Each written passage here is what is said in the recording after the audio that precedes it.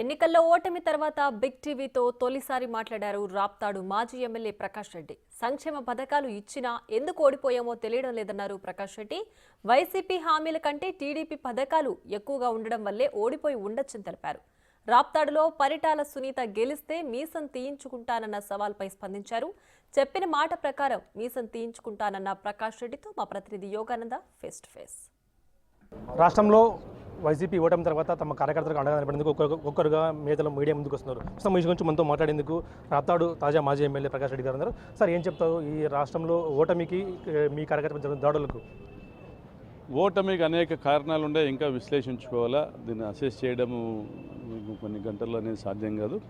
Party కూడా విశ్లేషిస్తూ ఉంది. ఎక్కడ లోటుపాట్లు జరిగాయని కూడా సమీక్షించుకుంటే తప్పనిసరిగా ఓటమి నుంచి పాఠాలు నేర్చుకోవాల్సిందే. భవిష్యత్తులో అవి రిపీట్ కాకుండా చూసుకోవాల్సిందే.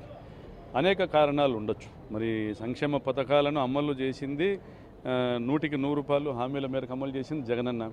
కాబట్టి అది రుచి చూసిన ప్రజలు ఇంకొక పార్టీ వచ్చి ఇంకా మెరుగ్గా ఇస్తామంటే కూడా నమ్మిండొచ్చు. రాజశేఖర రెడ్డి గారు రైతు రుణమాఫీ చేశారు. అది రుచి చూసినటువంటి ప్రజలు చంద్రబాబు రైతు రుణమాఫీ చేస్తానంటే నమ్మారు. కాబట్టి అమలు చేసేది వైఎస్ కుటుంబము, దాన్ని ఉపయోగించుకొని లబ్ధి పొందేది చంద్రబాబు నాయుడు. గతంలో జరిగింది రిపీట్ అయ్యింది. చూద్దాం. ప్రజలకు మంచి జరగాలని కోరుకుంటాం. అభివృద్ధిను సంక్షేమము రెండు జరగాలని కోరుకుంటాం. ఉద్యోగులు కూడా మంచి జరగాలని కోరుకుంటాం. ఎంత మేరకు చంద్రబాబు నాయుడు గారు ఇవన్నీ కూడా సాధించగలుగుతారు వెయిట్ చేస్తాం. అంటే కొంతమంది వైసీపీ నేతలు వ్యాఖ్యానిస్తున్నారు, జక్కపూడి రాజా వ్యాఖ్యానిస్తున్నాడు, ధనుంజయ రెడ్డి కొంతమంది కోటరీ వల్లే మాకు ఇలాంటి పరిస్థితి వచ్చిందంటూ కూడా ఆయన వ్యాఖ్యానిస్తున్నారు. దీనిపై మీ సమాధానం?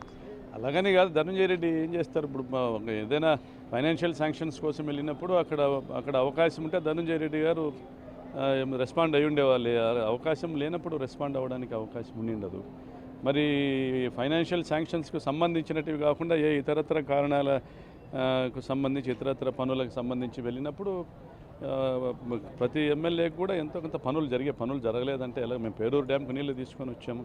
ఈరోజు మాకు గార్మెంట్ ఫ్యాక్టరీకి 11.5 ఎకరాల ల్యాండ్ అలాట్మెంట్ చేయించుకున్నాము. మరి దాదాపుగా 160 కోట్లతో డ్రింకింగ్ వాటర్ స్కీమ్ శాంక్షన్ చేయించుకున్నాము. పనులు కూడా దాదాపు 60-70% పూర్తి చేశాము. ఎన్నో అభివృద్ధి కార్యక్రమాలు చేసుకున్నాము. అలాగే రాజమండ్రిలో కూడా, రాజనగరంలో కూడా రాజా గారు మంచిగా డెవలప్మెంట్ చేశారు. చాలా బాగా డెవలప్మెంట్ చేశారు. 1000 ఇల్లు ఇచ్చారు, ఇళ్ల పట్టాలు ఇచ్చారు, అనేక డెవలప్మెంట్ యాక్టివిటీస్ చేశారు. బట్ ఓడిపోయినటువంటి నిరాశ నిస్పృహలకు మనం కారణాలు పూర్తిగా సమీక్షించుకోవాల్సిందే. ఒకరిని నిందించడం అయితే కాదు. కానీ మంచి దమ్మున్న నాయకుడు జగన్పూడి రాజా తప్పనిసరిగా మళ్ళీ భవిష్యత్తులో ఆయన మళ్ళీ అక్కడ నెగ్గుకొస్తారు. ఆ కుటుంబానికి అక్కడ మంచి ఫాలోయింగ్ తప్పనిసరిగా నెగ్గుకొస్తారు. రాయలసీమలో ఇంతటి దాదాపు 7 సీట్లు రావడంతో బలమైన పార్టీగా రాయలసీమలో ఉంది. కానీ 7 సీట్లు రావడంతో ఎలా బౌన్స్ బ్యాక్ ముందుకు ఎలా వెళ్ళబోతున్నారు సార్? ఈ ప్రజలే మా సైన్యము. ప్రజలకు చంద్రబాబు నాయుడు మంచి చేసినంత వరకు మేము కూడా స్వాగతిస్తాం కదా. మేము కూడా ఎందుకు వ్యతిరేకిస్తాం? చంద్రబాబు నాయుడు గారు ఇచ్చిన హామీలన్నీ నిలబెట్టుకున్నప్పుడు మేము కూడా స్వాగతిస్తాము. అనవసరమైన రాద్ధాంతం ఎందుకు చేస్తాము? ఆయన ఉద్యోగులకు ఇచ్చిన హామీలు నిలబెట్టుకుంటే ఉద్యోగులు ఆయన వెంట ఉంటారు. సంక్షేమ పథకాలు అందజేస్తే ప్రజలు ఆయన వెంట ఉంటారు. అభివృద్ధి కార్యక్రమాలు చేస్తే చదువుకున్న వాళ్ళు ఆయన వెంట ఉంటారు. మరి ఈ రాష్ట్రంలో అమరావతి నిర్మాణమే ఎజెండాగా పార్టీ నడిపినటువంటి చంద్రబాబు నాయుడు గారు అమరావతి నిర్మాణం పూర్తి చేస్తే కూడా ఆయా ప్రాంతంలోని ప్రజలు, రైతులు, వారి కార్యకర్తలు, వారి సహచరులంతా ఆయనతో ఉంటారు. ఇది ఆయన చేసేదాన్ని బట్టి కదా ముందుకెళ్ళేది. వైఎస్ఆర్ కాంగ్రెస్ పార్టీ పుట్టిందే పోరాటం నుండి. పోరాటమే మా పంద. తప్పనిసరిగా ప్రజల వెంట ఉంటాం, కార్యకర్తల వెంట ఉంటాం, అందరినీ కాపాడుకుంటూ ముందుకెళ్తాం. చంద్రబాబు నాయుడు గారి ప్రభుత్వం ప్రజా వ్యతిరేక కార్యక్రమాలు చేస్తే తప్పనిసరిగా తిప్పికొడతారు. సార్, ఫైనల్గా చెప్పండి, మీ మీద కొన్ని సోషల్ మీడియా ట్రోలింగ్ బాగా జరుగుతుంది.